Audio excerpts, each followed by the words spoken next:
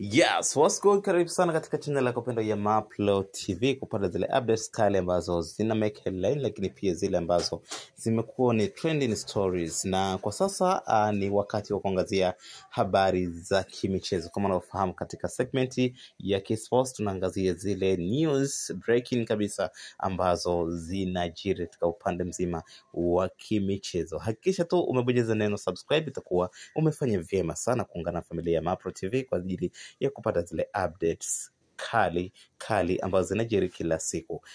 Katika segmenti hii ya kimichezo leo hii bwana, tunaangazia sakata la kocha wa Dar es Salaam Young Africans, ambapo tunafahamu kwamba kulikuwa na mazungumzo kati ya upande wa klabu ya soka ya Yanga, lakini pia upande wa kocha Romain Folz wa kuterminate ama kusimamisha mkataba wake dhidi ya klabu hiyo baada ya kutokuwa na matumaini makubwa ya Young Africans kufanya vizuri katika michuano mbalimbali, hususan katika michuano ya kimataifa. Sasa baada ya mashabiki wa Yanga kutomkubali Romain Folz, uongozi ulitoa ahadi ya kwamba watakaa chini na kujaribu kutafakari nini kifanyike, lakini mwisho wa siku tunaambiwa tayari mkataba na Romain Folz umefikia ukingoni, na sasa wapo katika mchakato wa kumleta kocha mpya kwa ajili ya kusimamia timu hiyo ili kuweza kufanya vizuri katika michuano mbalimbali ya ligi kuu Tanzania bara, lakini pia michuano ya kimataifa, ambapo kama tunafahamu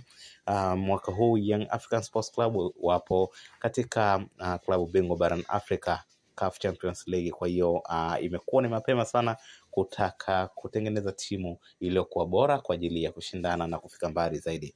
Sasa tunalifia katika ujio wa makocha hao bwana, kuna majina mawili ambayo yanapewa uzito kubwa, uzito wa juu kabisa.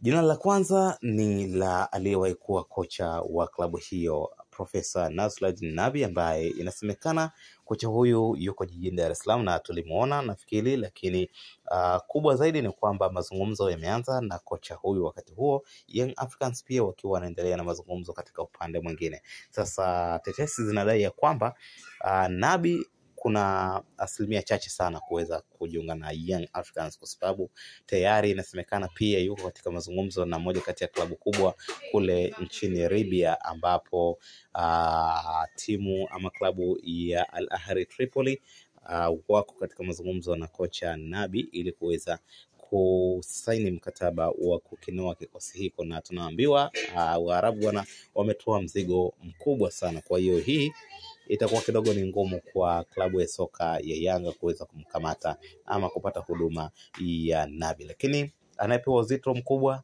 ni Miguel Gamondi, ambaye pia aliwahi kuwa kocha wa Yanga, ambaye kwa sasa yuko Singida Black Stars. Inaelezwa mazungumzo tayari yako katika sehemu nzuri. Kwa hiyo muda wote inawezekana Young Africans ikafundishwa na Miguel mwana wa Gamondi. Una maoni gani kuhusiana na habari hii? Tuandike maoni yako kwenye comment section, usahau subscribe.